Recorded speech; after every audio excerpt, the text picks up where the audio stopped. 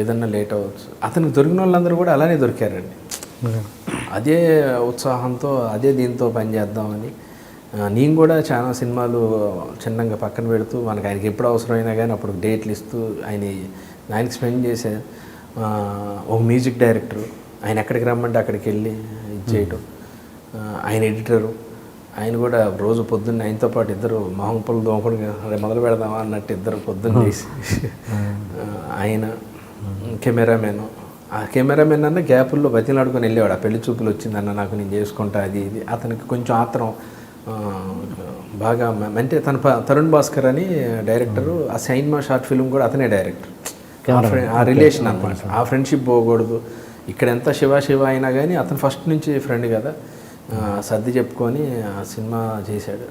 అట్లా ప్రతి ఒక్కళ్ళు, ప్రతి ఆర్టిస్టులు, కృష్ణ భగవాన్ గారు అయితే భీమిలీలో ఆయనకి 3 రోజులు గ్యాప్ ఉన్నా కానీ నేను హైదరాబాద్ పోవాను, ఇక్కడే ఉంటాను అని సరదాగా లొకేషన్కి వచ్చి కూర్చునేవాడు.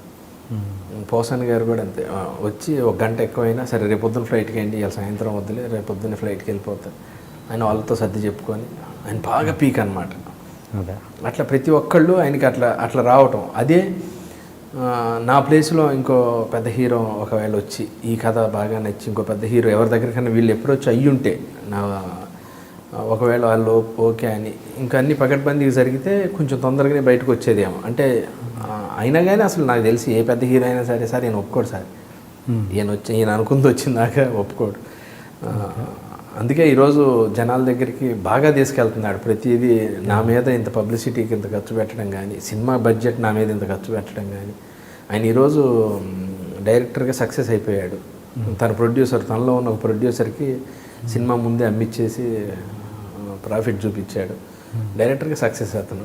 ప్రొడ్యూసర్కి రావాల్సిన దాంట్లో ఏమైనా మందం తగ్గుద్దేమో కానీ రావాల్సింది వస్తుంది. అలాంటి డైరెక్టర్కి మీరు రెమ్యునరేషన్ పరంగా ఎలాంటి కోఆపరేషన్ చేశారు? మంచి కోఆపరేట్ చేశాను.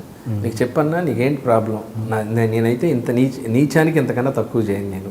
ఎందుకంటే నేను రోజు లొకేషన్లో బాధపడితే ఇది ఇంత తక్కువ చేస్తున్నాను, ఇది తప్పేస్తాను అని ఇట్లా ఉండకూడదు.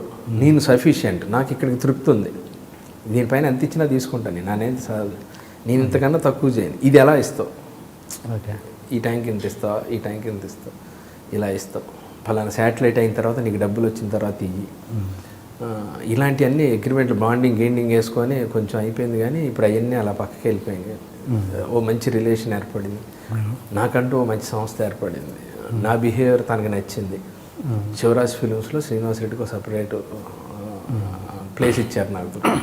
భవిష్యత్తులో కావచ్చు, జరగబోయే కావచ్చు, నేను ఎప్పుడన్నా సరే మీరు ఎప్పుడైనా ఓ మంచి కథ దొరికి మీకు ప్రొడ్యూసర్ ఎవరైనా లేట్ అవుతుంటే నాకు ఒక ఫోన్ చేసి ప్రతి సంవత్సరం మనం సినిమా చేద్దాం అన్నట్టు, ప్రతి సంవత్సరం చేస్తే మొహం కొట్టుందన్న, మంచి కథ వస్తే చేద్దాం. ఓ మంచి బాండింగ్ ఏర్పడింది. రెమ్యునరేషన్ పరంగా ఫస్ట్లో రూల్స్ అండ్ రెగ్యులేషన్స్ పెట్టుకున్నామండి. అవి చిన్నగా ఒక్కోటి మాయమవుతూ వచ్చాయి. నేను ఇప్పటివరకు నాకు ఎంత రావాలి, నేను ఎక్స్ట్రా చేసిన డేట్లకి ఎంత రావాలో లెక్కేస్తే ఎంత వస్తుందో అన్నది కూడా గుర్తులేదు నాకు. నేను ఎంత తీసుకున్నానో గుర్తులేదు. ఇంకా వాళ్ళ దగ్గర నుంచి ఎంత రావాలని ఆలోచన, అసలు రావకూడదా కూడా తెలియదు నాకు. ఒకసారి మళ్ళీ ఏదన్నా డబ్బులు అవసరం, ఈ కెరీర్లో వేరే క్యారెక్టర్లు ఏదన్నా రాక మళ్ళీ కొంచెం ఏదన్నా గీతాంజలి టైంలో మీరు అన్నట్టు 2 years గ్యాప్ వస్తే అప్పుడు మనకు కొంత రావాలి కదన్నా, అది ఏం చేస్తావు. మామూలుగా ఇండస్ట్రీలో ఏం జరుగుతుందంటే ఎంత గొప్ప సినిమా చేసినా కూడా సినిమా పరంగా పొగుడుతుంటారు స్టేజ్ల మీద, రెమ్యునరేషన్ పరంగా వస్తే సైడ్కి జరిగే తతంగాలు జరుగుతుంటాయి, అంటే ఆలకలు. అది ఇదేంటంటే ఇది నెట్ ప్రాక్టీస్ అండి. అది మెయిన్ లీగ్ మ్యాచ్, మెయిన్ స్టేడియంలో జరిగే మ్యాచ్. దాని స్పాన్ ఎక్కువ, దాని స్కోప్ ఎక్కువ. నేను ఒకవేళ అంత అయితే నేనెందుకు వదులుతానన్నా, నేను కూడా అయ్యాను మొన్న అమ్మేవు కదా ఏంటన్నా, ఏదో చిన్న మొత్తంలో కాబట్టి అడ్జస్ట్ అయిపోయి సరదాగా పర్లేదులే అని చేస్తున్నాను. తప్పలేదండి, ఎందుకంటే కష్టపడుతున్నారు, రెయిన్బోలు కష్టపడతారు, డబ్బులు అడగాలి కదండి. నేను జయములు ఇచ్చేమరా సినిమా చేస్తున్నా అండి, మా డైరెక్టర్ కోఆపరేట్ చేస్తే 5 kg నూనె డబ్బా నాకు కూడా ఇచ్చి మీరు కోఆపరేట్ చేయండి అని కిరాణా కూడా దగ్గరికి వెళ్ళి అడిగితాడు, నడు అంటాడు. వాడు 5 kg డబ్బాకి తీసుకోవాల్సిన డబ్బులే తీసుకుంటాడు. శ్రీనివాస్ రెడ్డి కాబట్టి ఇంకో పావులు ఎక్కువ చెప్పినా ఏమనుకోలే అని చెప్తాడు తప్పితే. మీరు మామూలుగా సినిమా చేస్తున్నప్పుడు స్క్రిప్ట్లో ఉన్న డైలాగ్ కాకుండా మీ ఇన్పుట్స్ కొంచెం ఉంటాయని విన్నాను, కొంచెం ఎక్కువగానే. అండ్ అది ఎలా మారుస్తారు మామూలు డైలాగ్స్? అంటే ఇప్పుడు సపోజ్ ఈ సినిమాలో జయముని చివరలో నేను ఉన్నది ఏంటంటే బాధపడితే ఏమొస్తుందా అంటే, బాధపడితే ఏమొస్తారా ఏం రాదు, ఏదో మీరు అంటారా? అది నిజంగా స్క్రిప్ట్లో ఉందా మీరు అన్నది ఉంది. ఉందా? బాధపడితే ఏమొస్తుందిరా అంటే ఏదన్నా వస్తుందని బాధపడతాం. బాధ అవుతుంది బాధపడికి ఏం చేయాలి, బాధపడతాం. ఆ షూట్ చేసినప్పుడు సార్ ఒక కెమెరామెన్ అంతా అయిపోయింది, కెమెరామెన్ ఒక లైట్ బాయ్ ఆ లైట్ మారుస్తా ఆ డైరెక్టర్ కూర్చుంటే ఆ బరువుతోనే అతను ఆగి ఏదన్నా వస్తుందని బాధపడతారా అన్న డైలాగ్ ఎంత బాగా రాశారు సార్. ఎవరు ఆలోచించరు అలాగా, బాధపడితే ఏమొస్తుందిరా అంటే సర్లేరా అంటారు, కానీ ఏదన్నా వస్తుందని బాధపడతారా, బాధ అవుతుంది కాబట్టి బాధపడతాం అని అతను కూడా చాలా ఇదిగా డైరెక్టర్ గారు చెప్పేసరికి డైరెక్టర్ గారు అలా చూస్తున్నారు. మీరు మామూలుగా ఓకే ఇది కాదు, మామూలుగా మీరు ఇచ్చే ఇన్పుట్స్ ఎలా ఉంటాయి?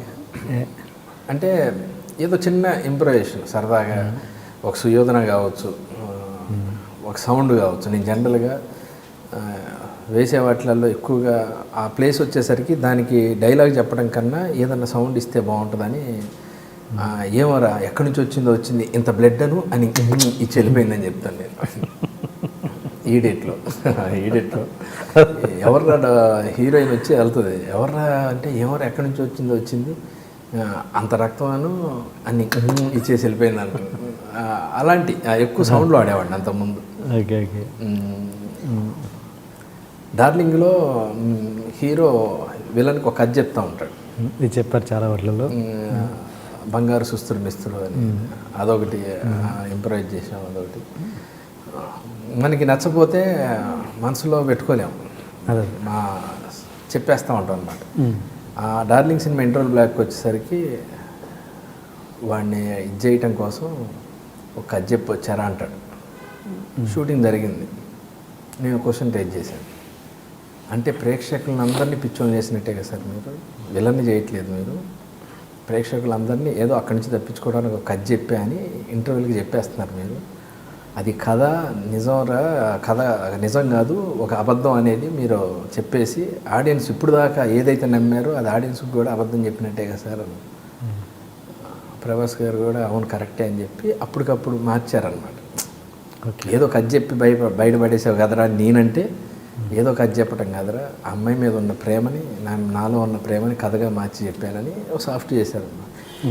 ఇలాంటివి కూడా అంటే మనకు అనిపించినవి కూడా మొహమాటం లేకుండా మనసులో పెట్టుకుని మదన పడకుండా చెప్తే ఒక్కోసారి ఉపయోగపడుద్ది. అదే సినిమాకి సంబంధించి కరుణాకరన్ గారు ఏమై శ్రీనివాసరెడ్డి ఒకసారి లడ్డు ఇస్తావు, ఒక్కోసారి ఒక పిడకిస్తావు, ఏం చేసుకుంది దాన్ని అంటాం సరదాగా. ఇది చాలా ఇప్పుడు దేశముద్ర ఉంది, దేశముద్రలో చాలా గ్యాప్ వచ్చిందని మన మధ్యలో ఉన్న దండలు చెప్తాడు, దానికన్నా ఇది దండం లేపండి అన్నారు. కానీ అది ఆయన ఎట్లా లేపగానే బాగుందని చెప్పి శ్యామ్ గారు కొంచెం ముందుకు వచ్చారు. ఇంకొకటి ప్రేమాతురాణం నా భయం నా లజ్జ అంటారు రమాప్రభు గారు. యాక్చువల్గా మేము అక్కడి నుంచి లేచి వెళ్ళిపోవాలి. నేను డైరెక్టర్ గారిని సార్ ప్రేమ గురించి చెప్తున్నారు ఇది విందాం అంటే నడు అని చెప్పి అట్లా చిన్న చిన్న ఇన్పుట్స్ అన్నమాట. కొన్ని డబ్బింగ్లు వేస్తూ ఉంటాం, కొన్ని షూటింగ్లో జరుగుతూ ఉంటాయి. అంటే బాగలేని కొన్ని వందలు చెప్పుంటాను నేను, బాగున్నాయి ఒక 50 చెప్పుంటాను నేను. ఆ బాగున్నాయి తీసుకున్నారు కాబట్టి మనకి ప్లస్ అంటే అవి బయటకు వస్తాయి. బాగలేని చాలా చెప్పుంటాం, అవన్నీ బయటికి రావు కదా. అండ్ మీరు